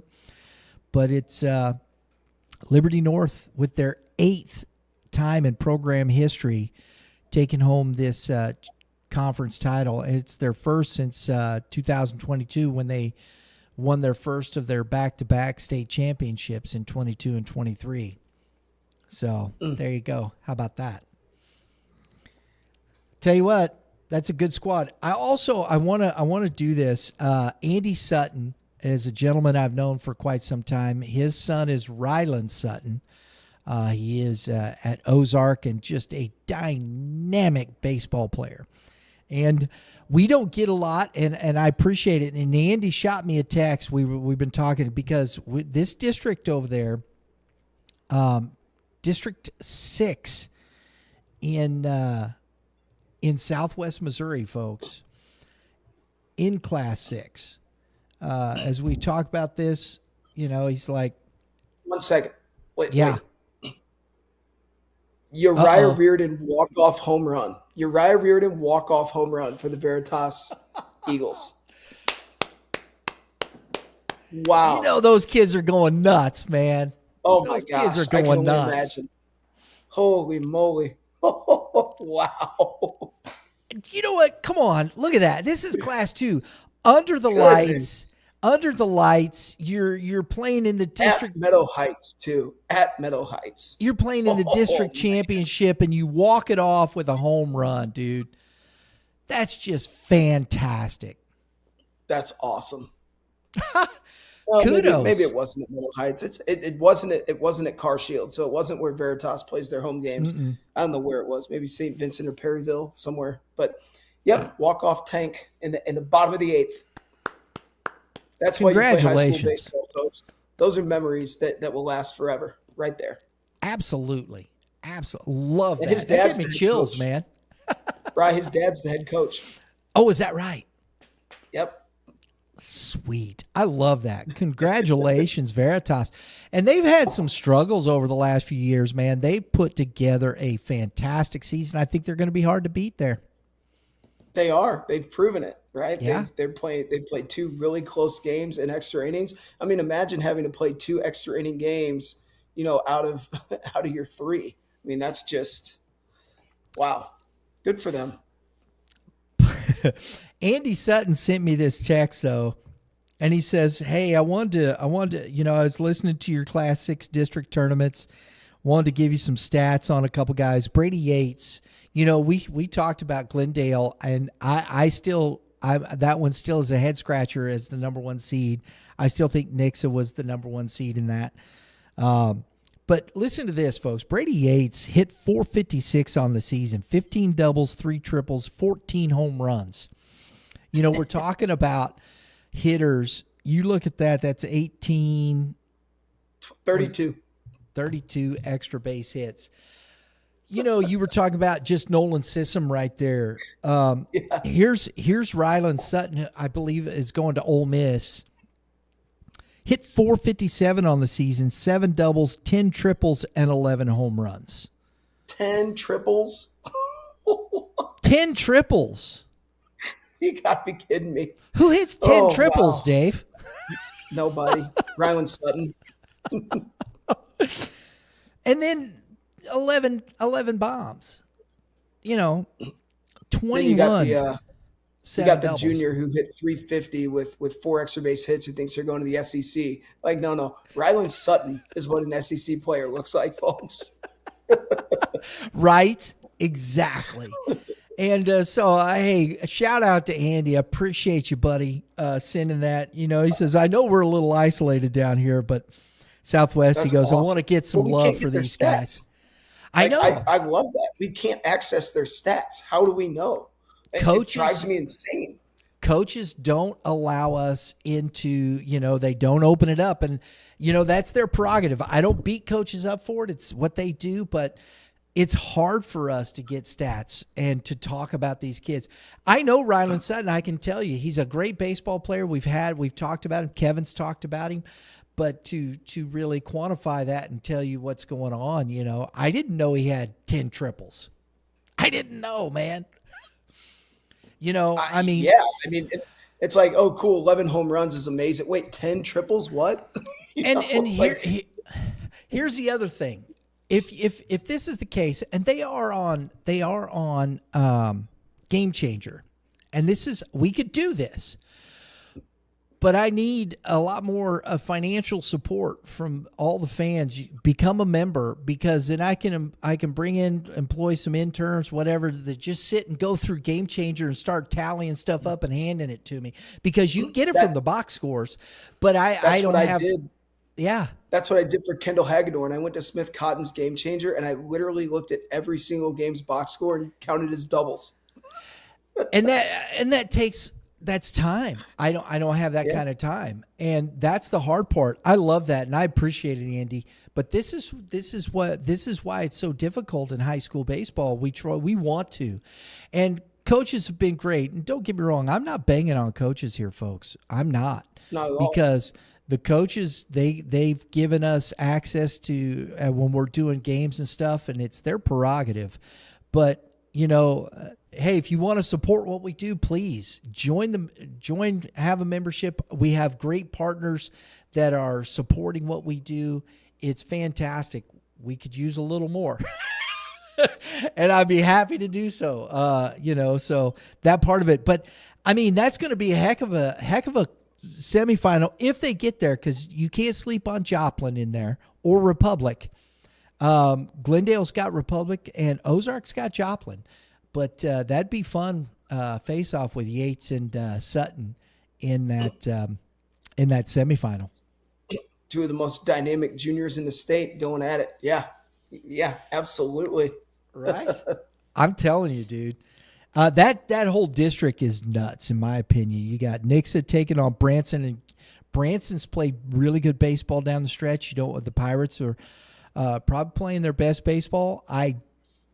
You can't say they can't beat them, but I think Nixa should come through that. And Kickapoo Neosho, you're going to see Brody Crane. You know, he pitched for the USA national team there. This kid can flat out pitch. Good luck to Kickapoo. And here's the other part. You got to, in my opinion, then you got to throw Brody Wilson. Oh yeah. I mean, right? It's kind of the whole, right, Blue Spring South, you're facing Putnam, right? You've got to throw your one. Like, you can't leave anything up to chance, right? Yeah. So I would agree. Brody Wilson is who I would throw if I know that my team has to go face Brody Crane. Brody versus Brody. Who's the better Brody? Who's the better Brody? I don't know. Oh, man. But that's where we're at with that. And you've got Class 5. Didn't change too much. Webb City's still at number 1. Willard right behind him. Rockwood Summit, I still think, is probably Rockwood Summit's going to be hard to beat. They're a really good team, man. Listen, folks, they're the only Class 5 school in the Yellow Conference, okay? We're going to talk about it 2 years in a row. Conference titles. They were 8-2 in the Yellow Conference. They tied Eureka for the best record. They're co-champions with Eureka in the Yellow Conference. That's Marquette, Lafayette, Lindbergh, Parkway West. Kudos to Coach Snyder. That team, I'm going to tell you something, man. You can say what you want. You know, I know we've talked a lot about Webb City and Willard, but Rockwood Summit on the other side of that bracket, I don't know who's going to beat them. They are hungry after last year, getting a taste. They're hungry. And Coach Schneider, his teams are always good. The Rockwood Summit Falcons are always at the top of Class 5 every single year. No matter who they graduate, they're just so competitive. They can beat you in many different ways. I'm excited for the one. If DeSmet wins the 4-5, I'm excited for the 1-4, the Summit DeSmet matchup. That could be good. Boy. Oh, man, yeah. Think about that, dude. That's just crazy. And then you got Festus down there in District 1. You're crawling towards that. And, Union, I think, is in District 5, so they're not down. You got Marshfield in District 5. Yeah, Union's in Summit's district. Yeah, exactly. Summit's in District 3. Summit is in District 3. You've got District 3 is Rockwood to Yeah, Union. Union. Yeah, Union is 3. I'm sorry. So, dude, I'm telling you, like, that district Rockwood's really good, right? But I could see Summit, DeSmet, or Union winning that district. And look, when you come out of that, you're either going to get Dominic or East in a 3-game set. You got to beat him twice. Whew. I'm telling you, man, it's going to be some fun baseball to watch. Fun baseball. It is. And district. And then the cool thing is when you whoever wins that, they get to match up against, a Webb City, a Willard, a CJ. Like they're not matching up with Festus or whoever wins, that Festus sectional. So that's I love that part about it. Like that was cool for us, like getting to play Kearney in the first game. Just getting to play teams you've never really even gotten to see is one of the allures, I think, to getting to that state tournament. Yeah, because you're going to play because that's in that because District 1, you get out of that, you're right there. It could be Festus, Rockwood Summit in the first semifinal. And then you're talking about either, in 5 and 6, you're talking about the winner of Webb City, whatnot, having a District 5 champion, Marshfield, Warrensburg, or Father Tolton, I think. Right. 7, Summit Christian's coming out of there, or somebody's got a broke leg. Agreed. And then they're gonna have to battle, Kearney, Platt, or Pius. Right? I'm telling you, man. 5 is going to be a gauntlet of a road. And you got, I'm going to go through this real quick as we finish. GAC South, Francis Howell won the South again. North Point won the Central, Orchard Farm. DeSmet, who would have thought DeSmet would win the MCC? You could see them winning it, but as they started, nobody thought they were going to win it at that point. Dude, pull up District 6. I'm sorry, Class 6 District 8 tournament bracket and look at the Liberty North Oak Park score. Oh, no. Are you serious?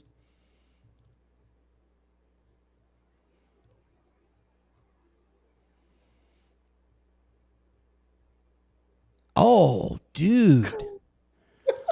Oak Park gave them a game. They just more than a game. They lost by 1 run. Oh man, Liberty North beat them by 1 run. Gosh. Oh, I love the playoffs. So you have 2 state contenders in Jackson and Liberty North who essentially almost lost a 1-8 and a 2-7 matchup. You know what? I would bet money they probably come up and threw a freshman against North Kansas City. They did not throw anybody. You didn't have to, and you still beat them 5-3. Oh, yeah, Liberty. Yeah. Probably. Dude, I didn't realize Liberty only won 5-3 too. Goodness. Yes. Staley 6. It's the usual suspects It is. It absolutely is. Sorry for. No, please. That's fine. I'm just looking at it and I'm like, oh wow, okay, we've got some action here. I'll tell you. I'll tell you what. This is going to be interesting, man. Liberty North Staley. Oh, they've split in the regular season. Both beat each other.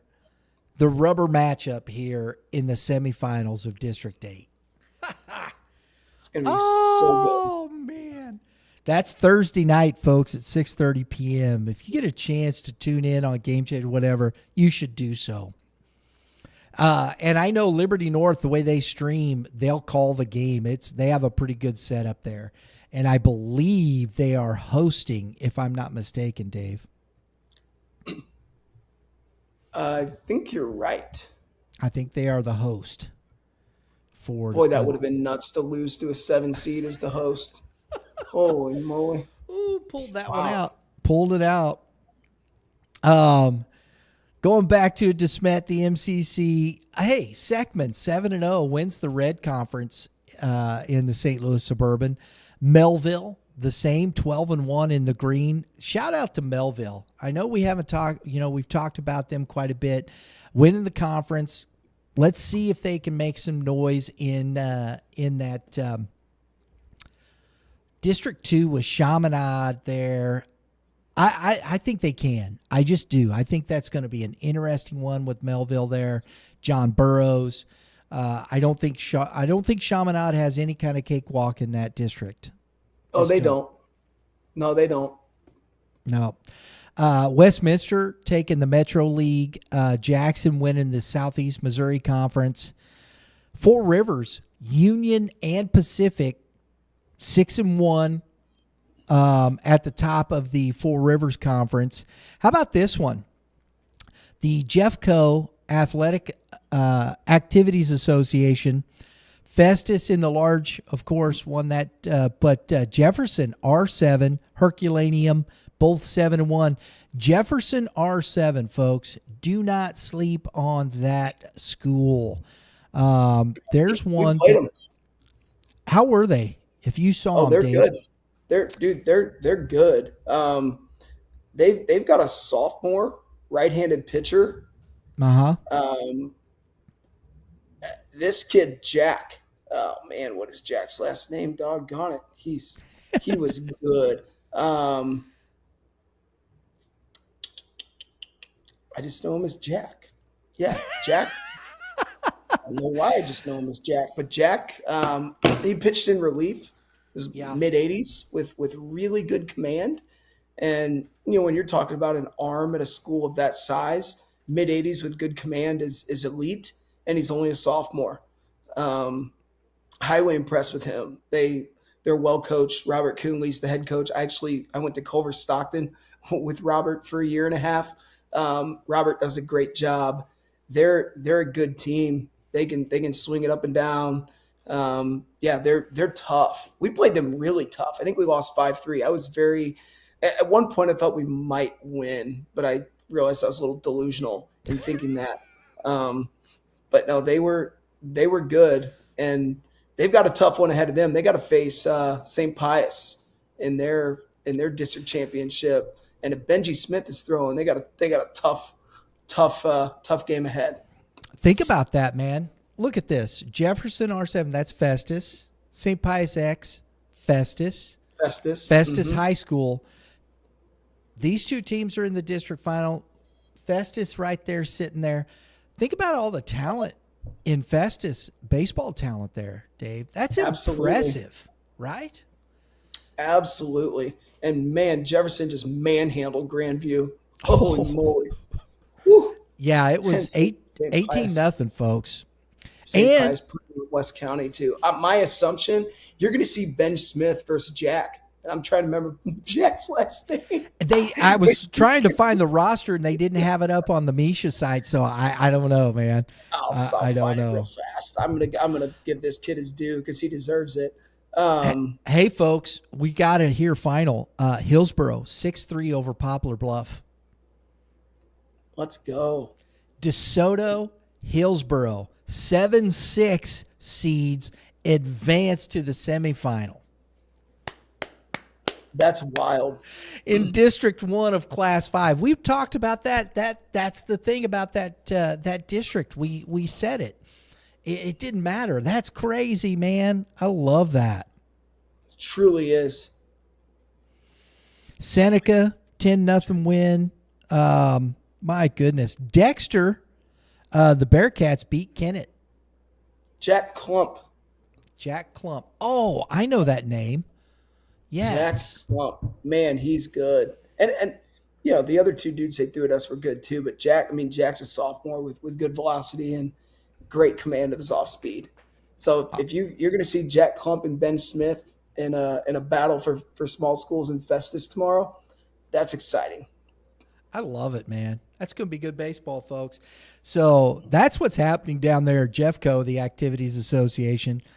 The Suburban Gold, Liberty North. Suburban Red, Liberty, the Blue Jays. Suburban White was Platte County. And then Kearney, 8-2, won the Suburban Blue. So the usual suspects up and down the lineup there, Dave. Rockbridge won their 4th in a row in the Central MAC. The COC, that's the Central Ozark Conference.